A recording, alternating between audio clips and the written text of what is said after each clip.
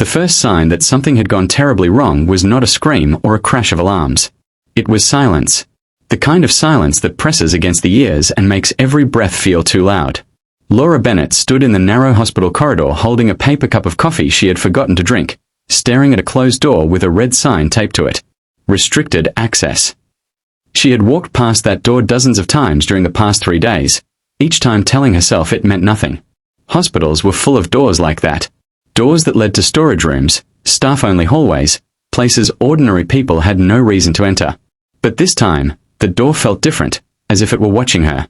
Her husband, Daniel, had gone in for what the surgeon had described as a routine procedure. A simple operation to remove a small obstruction, something that should have had him home within 48 hours, maybe a little sore, maybe grumpy about hospital food, but alive and teasing her about how worried she'd been. The words low risk and very common had been repeated so many times that Laura had stopped hearing them as real words and started hearing them as a kind of lullaby. Safe. Simple. Nothing to worry about. Now Daniel was in intensive care, hooked up to machines that beeped and hummed like nervous insects. He hadn't woken up since the surgery. Doctors spoke in careful sentences, heavy with medical terms and vague reassurances. Complication. Unexpected response. We are monitoring him closely. Every time Laura asked what exactly had happened in that operating room, the answers slid away from her like water off glass. It was on the 4th day, after a night spent in an uncomfortable chair beside Daniel's bed, that she overheard the conversation. 2 nurses stood near the medication station, their voices low but urgent. Laura wasn't trying to listen. She was too tired to even pretend she wasn't eavesdropping. The words drifted to her anyway. I thought they'd double-check that, one nurse whispered. They're supposed to, the other replied. But if the chart was wrong. There was a pause, the kind that hangs heavy with things not said. They'll never admit it, the first nurse said. Not unless they have to. Laura's heart began to pound. She stepped closer, the coffee cup slipping from her fingers and spilling onto the linoleum floor. The noise made both nurses jump. They turned, faces tightening into professional smiles that didn't quite reach their eyes. Are you okay? One of them asked. Laura nodded too quickly. What won't they admit? She asked. Her voice sounded strange to her own ears, thin and sharp at the same time. The nurses exchanged a glance. I'm sorry, the other said. We were just talking about paperwork. Paperwork. The word felt like an insult. Laura wanted to scream, to demand the truth, to force them to look at her husband lying motionless behind a curtain of plastic and wires. Instead, she picked up the empty cup and walked back to Daniel's bedside, her mind racing. That was when doubt took root. It wasn't a sudden revelation, more like a slow, creeping realization that the story she'd been told didn't add up. A routine surgery didn't end like this. Not without someone making a mistake. In the days that followed, Laura began to notice things she might have ignored before. The way doctors avoided her eyes when she asked direct questions. The way notes appeared and disappeared from Daniel's chart. The way conversations stopped abruptly when she entered a room. Once, she caught a glimpse of a form on a clipboard, only partially covered, with a line crossed out and rewritten in different handwriting. When she asked for a copy of Daniel's medical records, the request was met with polite resistance. Of course you're entitled to them, an administrator told her with a practiced smile. It just takes time. There's a process. How much time? Laura asked. A few weeks, usually. Daniel didn't have weeks. Each day that passed without improvement felt like a countdown.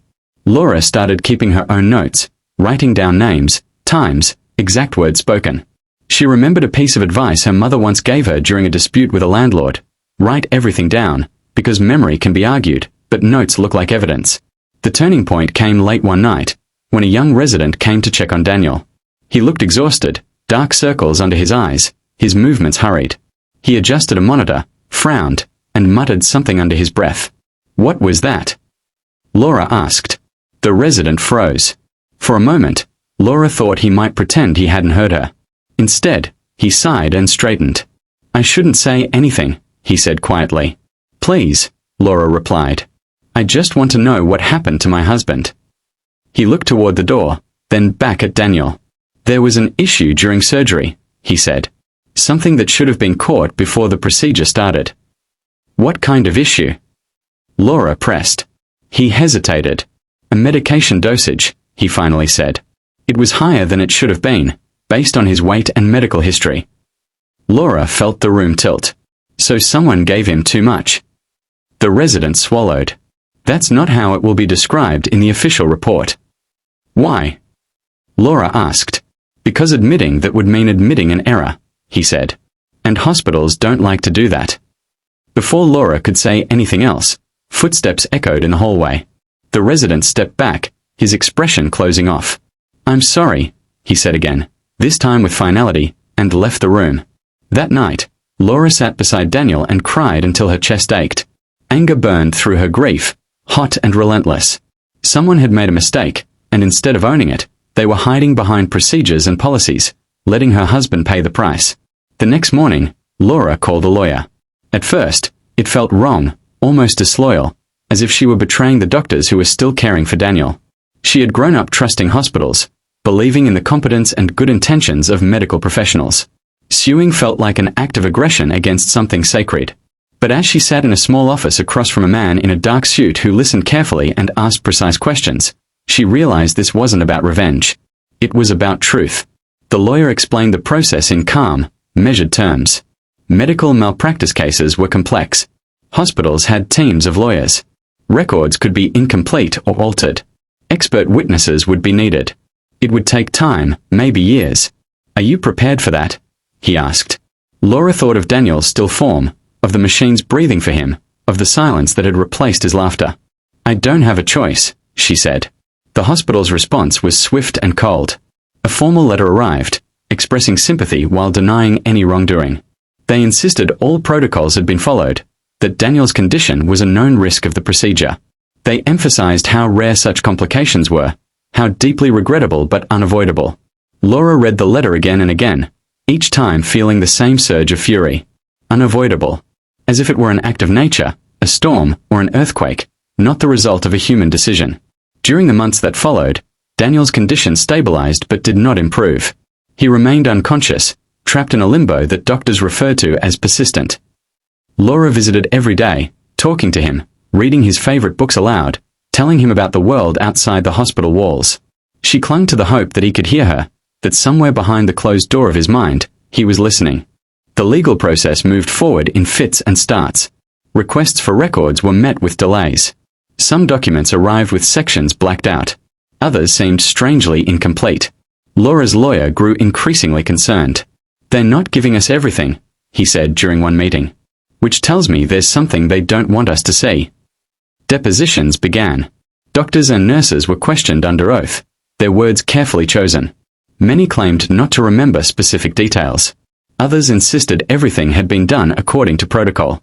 When asked about the medication dosage, they deferred to the chart. When asked about the chart, they blamed a computer system error.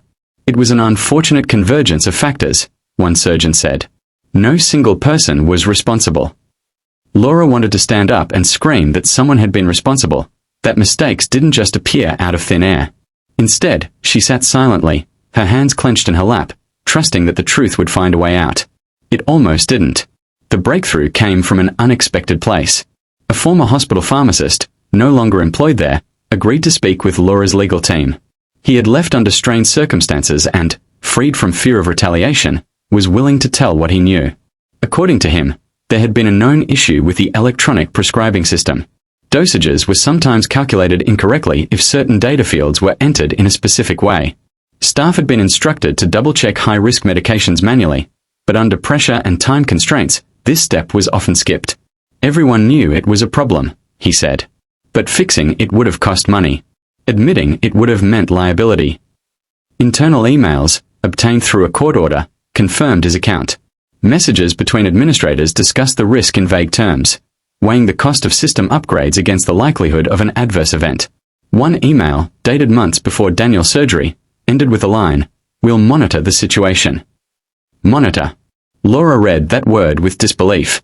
They had monitored it right up until it nearly killed her husband. As the case moved closer to trial, the hospital's tone changed. Offers of settlement were made, accompanied by confidentiality clauses. Large sums of money were mentioned, numbers that made Laura dizzy. All she had to do was agree not to talk about what had happened. Laura refused. "This isn't just about us," she told her lawyer. "If they did this to Daniel, they'll do it to someone else." The trial began on a grey morning, the courtroom filled with quiet tension. Laura sat behind her lawyer, clutching a photograph of Daniel taken before the surgery, when his eyes were bright and his smile easy. Across the room, the hospital's legal team looked confident, their expressions carefully neutral. Witnesses were called. Experts testified about standard procedures and deviations. The pharmacist spoke, his voice steady as he described the known risks. Emails were read aloud, their clinical language taking on a chilling clarity in the formal setting of the court. When Laura took the stand, the room seemed to shrink around her. She spoke about Daniel, about their life together, about the night before his surgery when he had joked about finally having an excuse to skip yard work. Her voice shook when she described waking up to find him unresponsive, the doctor's evasive answers, the slow realization that something had been hidden. On cross-examination, the hospital's lawyer tried to undermine her. He suggested she was grieving, emotional, misinterpreting medical information. He emphasized the inherent risks of surgery. Laura met his gaze. "I understand that medicine isn't perfect," she said. "But there's a difference between a risk and a mistake. And there's a difference between a mistake and a lie." The courtroom was silent. The turning point came when a nurse, one of the two Laura had overheard months earlier, was called to testify. She looked terrified, her hands trembling as she took the oath. For a moment, it seemed she might stick to the script, repeat the approved version of events. Then she took a deep breath. "I was instructed not to say anything," she began. "But I can't do that anymore." She described the confusion in the operating room, the moment when someone realized the dosage seemed off, the hesitation, the decision to proceed anyway. She described being told afterward to document the event in a way that would not indicate error. "It didn't feel right," she said, tears streaming down her face. "And it still doesn't." The verdict came after days of deliberation. The court found the hospital liable for medical negligence. The error had occurred, it had been known, and it had been concealed. The damages awarded were substantial, but no amount of money could undo what had been done. When the judge read the decision, Laura felt a strange mix of relief and sorrow. The truth was finally acknowledged, spoken aloud in a place where it could not be erased or rewritten. But Daniel was still in his hospital bed, still silent. In the months that followed, the hospital implemented changes. Systems were updated. New protocols were announced. Public statements emphasized a commitment to patient safety. Laura watched from a distance, skeptical but hopeful that perhaps some good might come from her ordeal. Daniel eventually showed signs of improvement. Small ones at first, a flicker of eyelids, a slight squeeze of Laura's hand. Doctors called it remarkable. Laura called it stubbornness. She believed, with a fierce certainty, that Daniel was fighting his way back. Sometimes, sitting beside him in the quiet hours of the night, Laura thought about how close the truth had come to being buried. How easily the hospital's version of events might have become the official story, unquestioned and unchallenged. She wondered how many other families had accepted similar explanations, never knowing there was more beneath the surface. The court had forced the admission no one wanted to make. It had taken time, pain, and relentless determination, but it had happened. And while the scars of the experience would never fully fade, Laura knew she would make the same choice again. Because silence protects mistakes. And truth, even when it comes too late, has a way of saving others.